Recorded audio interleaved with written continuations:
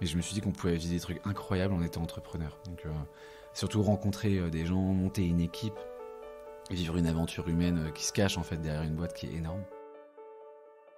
C'est aussi prendre Mojo évidemment pour être meilleur, mais aussi mieux servir. Ce que dit Pim, c'est en fait en servant mieux ton client final, tu seras meilleur.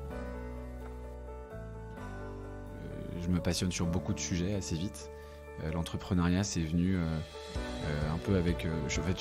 quand j'avais 22 ans, je me souviens, je tombais sur la biographie de Steve Jobs. Et je ne sais pas si c'est ce moment qui a changé ma vie, mais en tout cas, ça m'a énormément inspiré. Je pense que celui qui a été le plus bluffant, il y en a plein. Swile, quand on les a onboardés, en une semaine, ils ont un sales qui a fait x2. Et je me souviens d'une vidéo de Jack Ma qui disait To become a successful entrepreneur, you need to follow a super boss from 25 to 30 years old.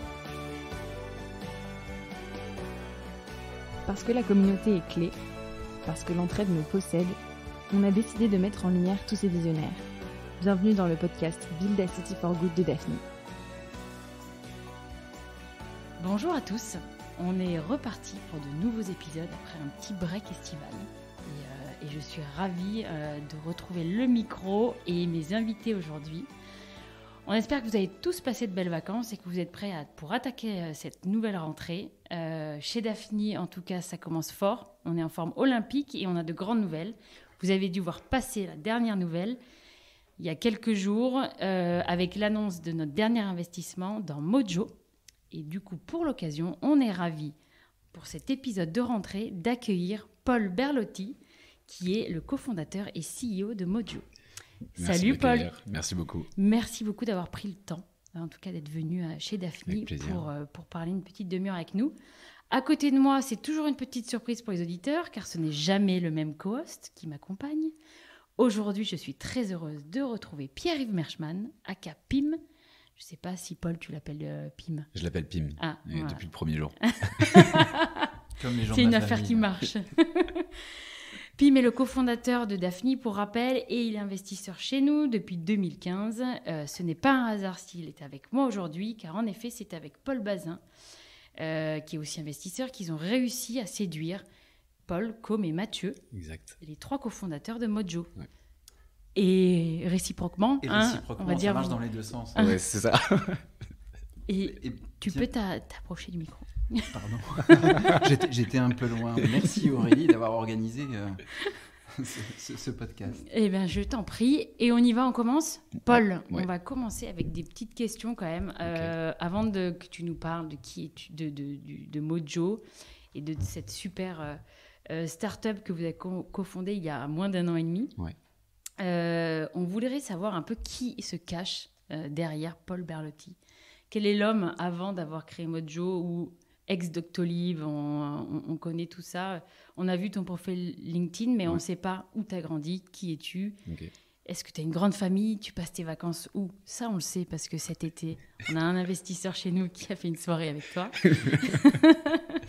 Est-ce que tu es born entrepreneur? Est-ce que tu es sportif, compétiteur? Voilà. On aimerait avoir un peu tout ça avant de commencer à parler de Mojo. Donc je m'appelle Paul Berlotti, j'ai tout juste 30 ans. J'ai eu 30 ans le 30 juillet.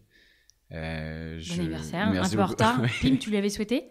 On avait J'ai rien souhaité su. avant. J'ai rien su. On avait souhaité avant. Donc je fais partie d'une famille de 4 enfants. J'ai grandi à Paris. Donc j'ai une grande sœur, un grand frère et un frère jumeau. Donc tous sont hyper importants pour moi. Jumeaux. Jumeaux. On a tous carrément le même profil. Ma grande sœur est sales, mon grand frère c'est le meilleur sales que je connaisse. Mon frère jumeau aussi est très fort. Tu as recruté ton grand frère déjà ou pas? Écoute, j'essaye. Mais d'où ça vient cette... C'est dur à dire. En gros, on a un père qui a monté une boîte d'audit et une mère qui est complètement artiste, qui faisait piano, guitare, peinture. Donc c'est sûrement un mix entre tout ça. Sur le côté entrepreneur, je dirais en tout cas pour moi, je me passionne sur beaucoup de sujets assez vite. L'entrepreneuriat, c'est venu un peu avec... quand j'avais 22 ans, je me souviens, je tombais sur la biographie de Steve Jobs. Et je ne sais pas si c'est ce moment qui a changé ma vie, mais en tout cas, ça m'a énormément inspiré. parce qu'en lisant ce livre, donc sûrement qui est probablement un peu romancé, mais je me suis dit qu'on pouvait vivre des trucs incroyables en étant entrepreneur. Donc surtout rencontrer des gens, monter une équipe, vivre une aventure humaine qui se cache en fait derrière une boîte qui est énorme. Et ça m'a donné vraiment envie. Donc en fait, depuis ce moment-là, je me suis peut-être inconsciemment préparé à faire ce que je suis en train de faire aujourd'hui. C'est pas au hasard, tu vois, si je suis allé vivre en Afrique, monter une boîte, faire un premier essai. Donc c'était très compliqué en termes de management, parce qu'évidemment, on avait une quinzaine de magasins dans toute la ville, donc avec près de 60 employés. Donc c'était une boîte dans...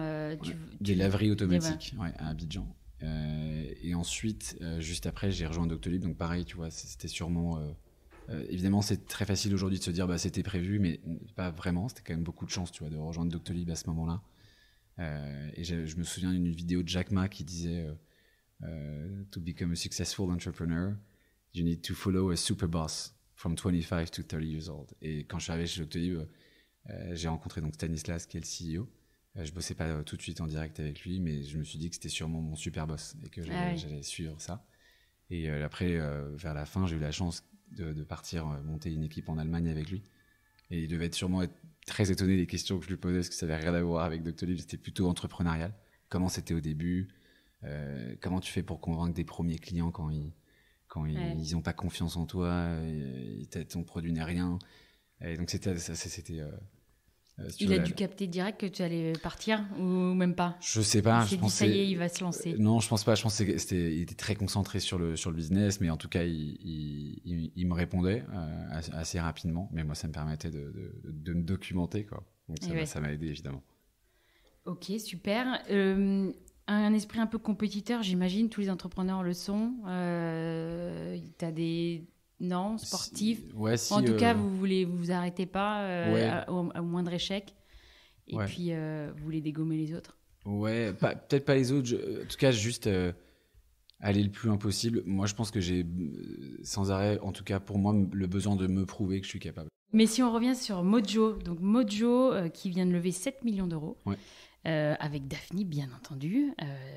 Pim et Chabir ils sont en lead sur cet investissement. Et Paul. Attends. Et puis j'ai dit Kipi Miki. Chabir. Ah mince, parce que Chabir, c'est celui que tu as croisé. Exactement. On m'a dit qu'on ne disait pas. on le voit d'ici d'ailleurs là. Désolé. Paul, désolé, c'est bien Pim et Paul Bazin. Donc Mojo, aux côtés de Aglaé Venture aussi, et quelques business angels. Exact. De renom. Ouais. On ne les citera pas, mais on sait lesquels c'est. Ils se reconnaîtront. Ils se reconnaissent et on les remercie aussi dans l'aventure Mojo. Bien sûr. Parce que on est tous ensemble avec Mojo, du coup. Exactement.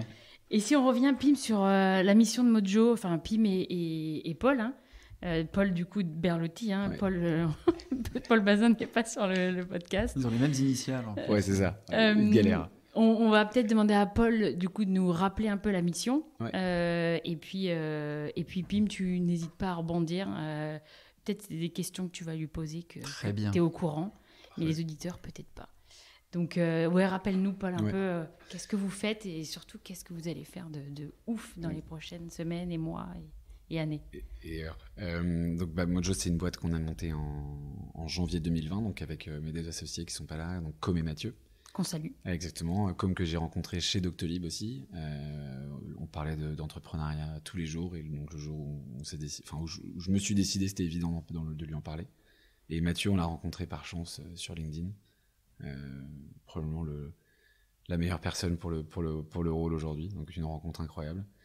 Et donc une boîte qu'on a montée en janvier 2020, le constat qu'on avait fait avant de lancer la boîte, c'est que on se rendait compte que pour toutes les boîtes aujourd'hui qui ont des commerciaux, elles ont un CRM, que l'information qui est présente dans ce CRM, elle est stratégique, elle est hyper importante, mais elle est renseignée manuellement par tous les commerciaux chargés de clientèle.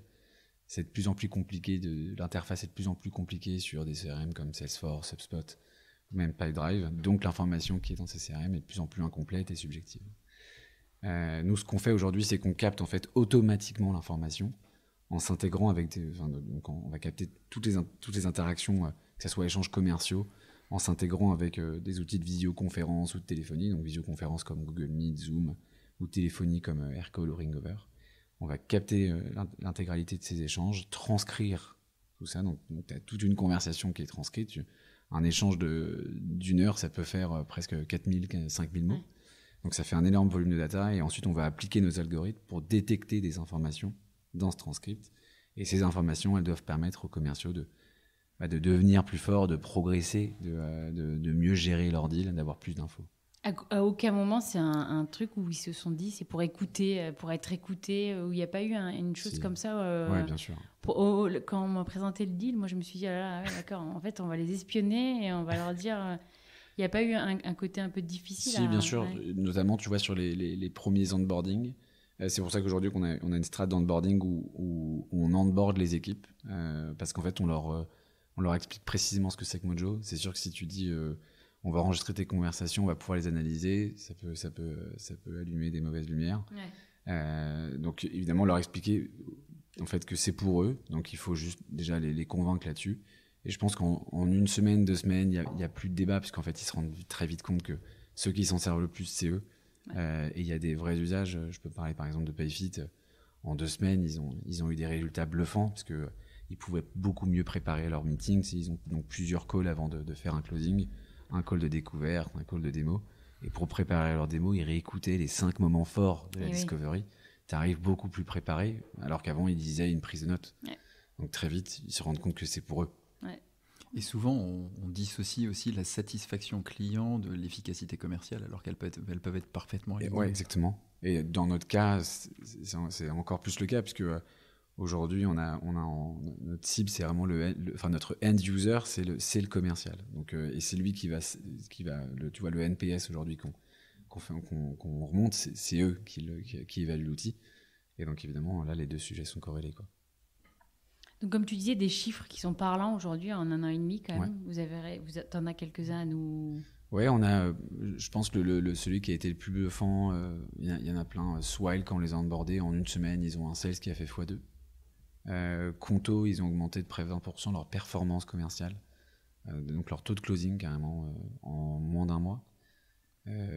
Sur des cycles de vente plus longs comme Payfit, c'est un petit peu plus difficile à évaluer, mais donc Payfit, Spendesk ou d'autres boîtes, ils ont augmenté leur performance, tu vois, notamment sur la taille de leur deal. Ils se sont améliorés sur des sujets de négociation aussi. Donc ça, c'est des chiffres qui sont hyper parlants pour toutes les équipes commerciales. Donc en gros, grâce à toi, tu permets d'avoir le discours parfait. En fait, tu t'arrives à agréger tous ces discours de vendeurs de tapis. Non, je rigole, les commerciaux. et en fait, à la fin, tu arrives à en faire... Ça, c'est le discours parfait, en gros. Ou comment vous faites... Non, parce que en tout cas, sur notre cible de vente B2B, où tu as des cycles de vente qui sont longs, il n'y a pas un discours parfait, puisque chaque vente est différente. Les objections vont... évidemment, tu peux faire un top 5 des objections, mais elles arrivent à un moment différent. Il y a peu de ventes qui se ressemblent très précisément. Plus tu es sur des ventes simples, je dirais transactionnelles, avec des petits montants, là, en effet, tu vois, sur un call center, là, les ventes se ressemblent, les calls sont quasiment tous les mêmes. Donc, pour nous, c'est pas vraiment de dire, OK, je vais donner le pitch parfait, tu lis ça et ça va marcher. C'est plutôt... il y avait ces besoins que le client t'avait parlé dans la discovery, tu les as peut-être pas pris en note, tu vas pouvoir revoir ça très rapidement, toutes ces informations qui peuvent être utiles, par exemple le feedback d'un client sur une telle ou telle fonctionnalité pour l'équipe product, ou carrément des choses qui peuvent enjouer le client que l'équipe marketing ne sait pas, et là tu vois, toutes ces informations la rendent ultra disponible, ultra accessible pour toute la boîte. Là, tu vas beaucoup plus loin. Il y a un point sur lequel tu insistes, c'est le caractère disponible de l'information pour le reste de la boîte, parce que l'onboarding commence au moment de l'acte de vente. C'est-à-dire que bien connaître son client final, et bien le connaître, et bien le servir, et avoir le discours adapté, et la proposition de valeur adaptée, c'est aussi clé dans la satisfaction du client final, en fait, du client de l'entreprise qui est client de Mojo. Exactement.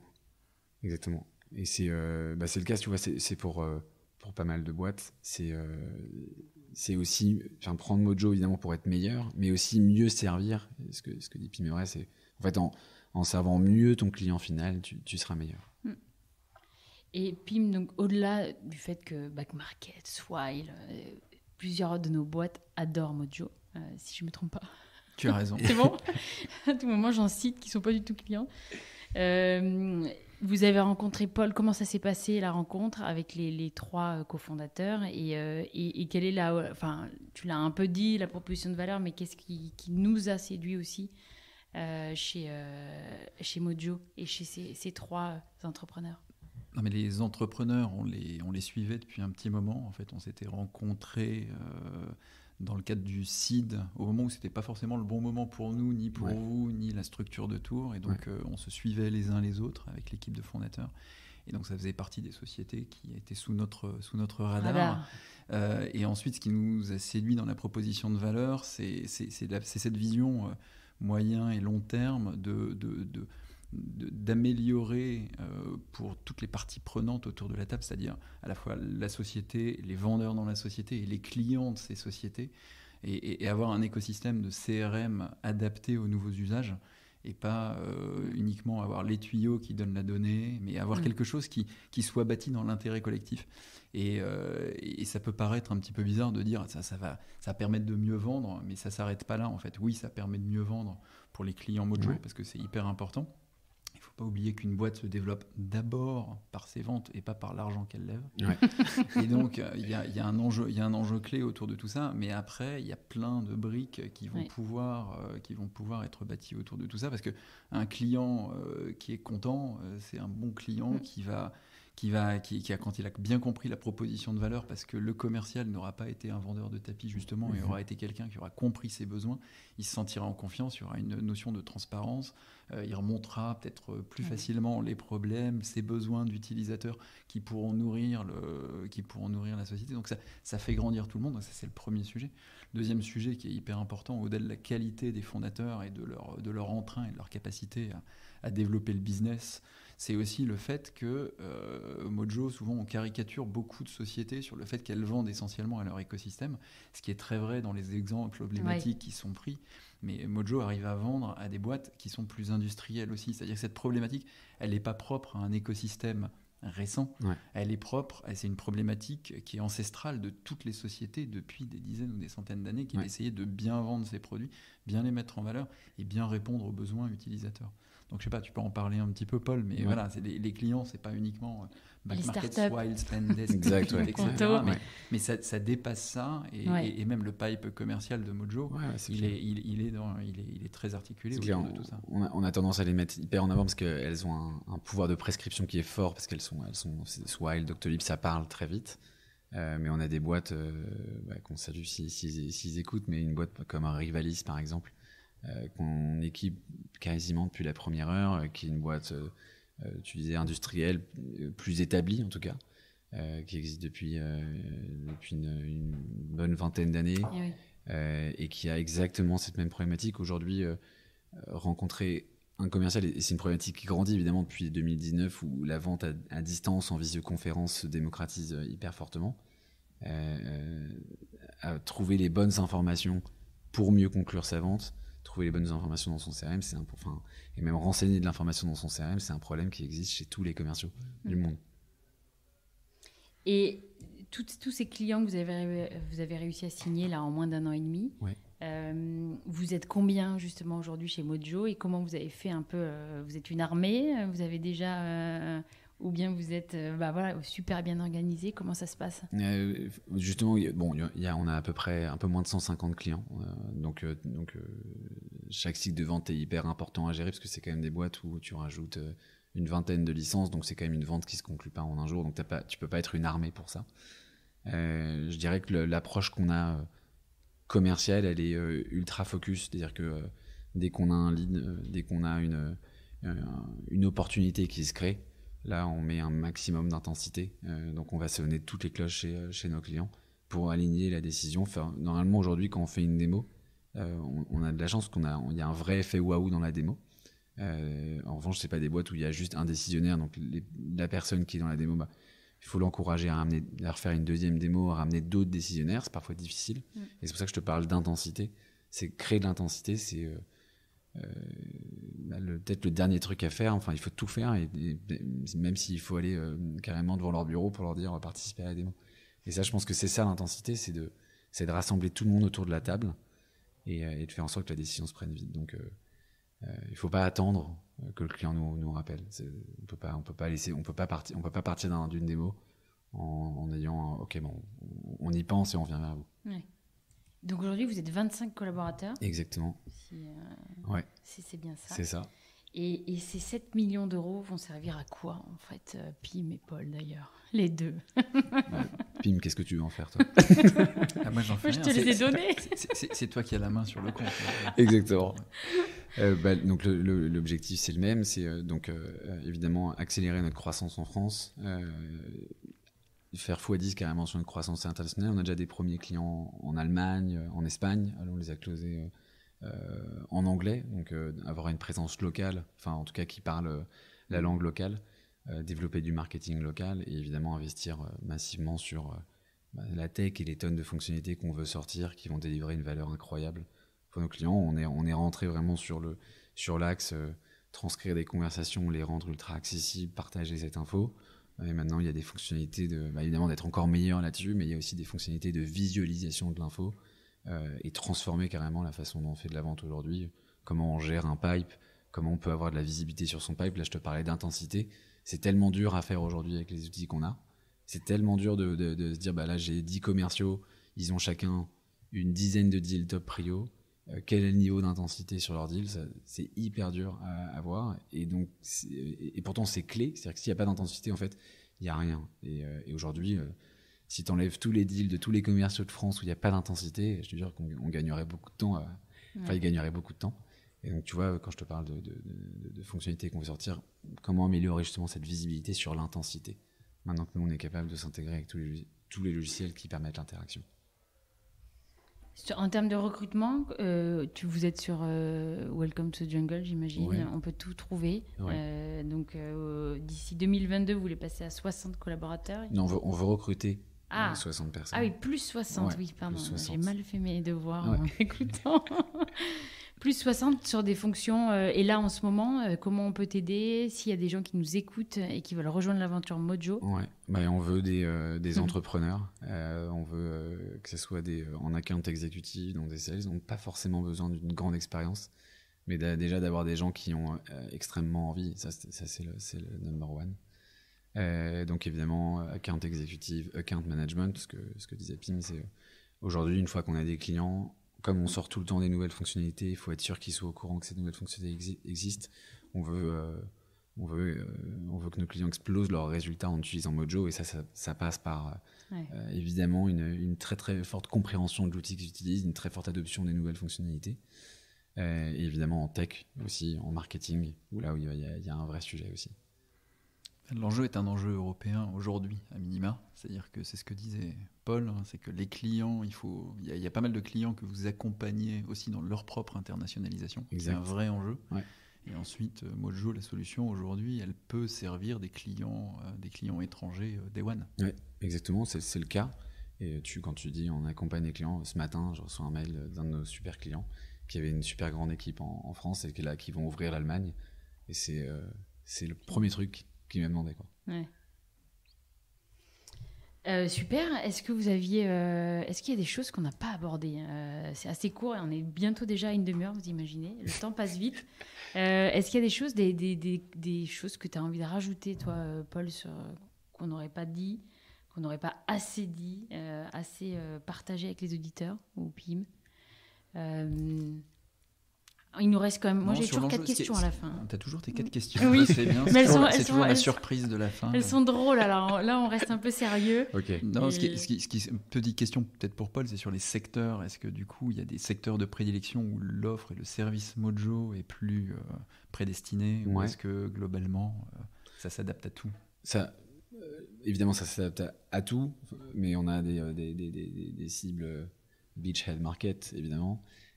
Donc en premier, il faut relier ces secteurs avec la façon dont ils font de la vente. En fait, nous, dès qu'on a une équipe commerciale nombreuse qui fait ses ventes en visioconférence, en call, où il y a de plus en plus d'interactions avant de closer une vente. Donc là, je dirais dans l'édition de logiciels en premier, ça c'est évident. En deuxième, en service. Et en troisième, c'est du service, mais c'est presque un secteur à part entière, le call center. Ok, Très bien. Bon, très clair. Ouais. On a terminé. Mojo, c'est bon. Ça vous y est, avez tu retenu. peux passer à tes questions MODJO. Comme Mathieu, on vous salue. Bravo à vous et on est ravis de vous accompagner. On finit avec les 4 questions drôles. Déjà, avec Pim, on voulait s'assurer, parce que tu nous as dit que tu avais quand même un frère jumeau, que c'était bien Paul Berlotti qui était en face de nous depuis une demi-heure. Je ne peux pas répondre à cette question. Et donc, on commence avec la première question. Comment tu déconnectes, toi?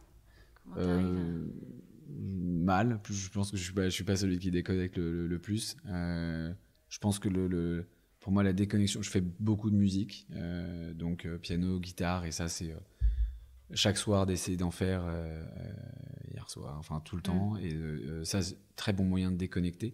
Là, vraiment, je sais que quand j'en fais, j'oublie, et quand je dis que je déconnecte mal, c'est peut-être pendant les vacances, où là, je reviens de 2 semaines de vacances, t'es toujours un peu sur le feu, et je trouve que c'est dommage parce qu'évidemment, t'as besoin en réalité de 3-4 jours vraiment de débrancher pour la déconnecter. Et donc ça, je suis pas le meilleur exemple là-dessus. Pim. Ensuite, quel est le pire pitch d'un commercial que tu aies pu entendre? En fait, pour moi, dans la vente, et surtout en fait non, il n'y a pas de surtout, dans la vente, tu es en face de ton client, comment tu fais pour qu'il enlève la casquette de commercial que tu as sur la tête. Et ça, c'est... là, tu vas vendre. En fait, demain, ton fils, ton frère, ta sœur t'appelle en disant « Attends, il faut absolument que tu essayes ce truc-là. » Tu sais il ou elle n'a pas d'intérêt de vendre ça, donc tu lui fais confiance. Tu as du trust. Okay. Et ça, c'est, je dirais, le pitch, le pire pitch, en fait. C'est les commerciaux qui n'arrivent pas à enlever cette casquette, qui répondent oui systématiquement à tout. Tes questions, en fait, il y a une énorme valeur à dire non. Alors parfois, il ne faut pas dire non sur des trucs très importants parce que tu espères que ça va arriver, mais dire non sur des trucs, évidemment être hyper préparé, mais savoir dire non, ça va éviter de créer un effet déceptif, mais ça va surtout te faire monter en confiance auprès de ton prospect. Donc ça, je dirais, le pire pitch, c'est instinctif. Ça, évidemment, on sait faire ça, bien sûr, ça c'est catastrophique. Là, on perd confiance. En fait, il va arrêter de te poser des questions et la vente ne va pas se faire. Très bon conseil pour les commerciaux qui écoutent. Enlevez vos casquettes. Et 3e question, ton plat africain préféré, parce que tu as monté ta première boîte en Côte d'Ivoire. C'est pas hyper varié. Ça tourne un peu toujours autour des mêmes plats et partout en Afrique, parce que je connais bien l'Afrique. Le poulet braisé. Le poulet braisé. Ouais. Et tu as une adresse à Paris à recommander à ceux qui vivraient à Paris? J'ai un restaurant éthiopien que j'ai fait qui est dans le 6e arrondissement. Ils se reconnaîtront parce que je connais plus la rue. C'est en face de l'ancienne école polytechnique. Ok. Voilà. Et là, c'est excellent. Excellent. Et puis, c'est local. Ok. Quand tu vas en Afrique, ça te rappelle même le restaurant de Paris. Et la dernière? Quand as-tu le plus de mojo? Quand j'ai le plus de mojo? Pour les auditeurs, attends, vous savez quand même tous qu'avoir le mojo, c'est avoir la cote, quoi. C'est l'alignement des planètes quand tout va bien. Tout va bien. Et même c'est avoir aussi, quand tu es en mode séduction, un peu, que tu cherches quelqu'un dans ta vie, c'est un peu en ce moment, j'ai le mojo, j'ai plein de conquêtes. Oui, exactement. Entre guillemets. T'as des trucs à nous dire? Est-ce que t'as le mojo? J'ai eu le mojo, c'est fini maintenant. Quand est-ce que j'ai le mojo? Il faut qu'il y ait déjà une première bonne étape. Je pense que tu fais une super vente, bam, ça se conclut.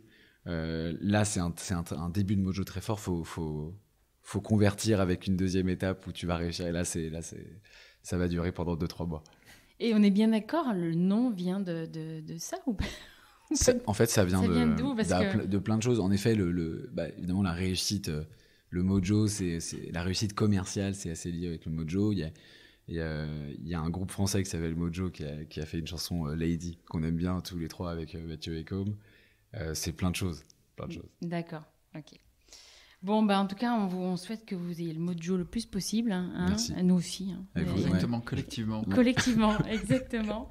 On a terminé, on est bientôt à 35 minutes, donc on a dépassé le timing. Et en plus, on doit lâcher Paul, qui doit filer. Ces entrepreneurs, ils n'arrêtent pas. Et Pim aussi. Exact. Merci à tous les deux. Merci beaucoup. Merci Aurélie. J'espère que vous avez passé un Paul. bon moment. Ouais. Et j'espère que les auditeurs aussi, pour cet épisode de rentrée. Et vous inquiétez pas, on arrive avec plein d'autres épisodes. La semaine prochaine, c'est reparti. Plein de nouvelles aussi, plein de membres de la communauté qui viennent nous voir. Donc on vous tease un peu, et si vous aimez l'épisode, on ne le dit jamais, partagez-le. Bon, on n'a pas vraiment d'objectif de sponsoring, nous, mais juste partagez-le pour que les gens connaissent Mojo, c'est toujours sympa. Voilà, allez, à bientôt, salut. Merci beaucoup. À bientôt, merci. À bientôt.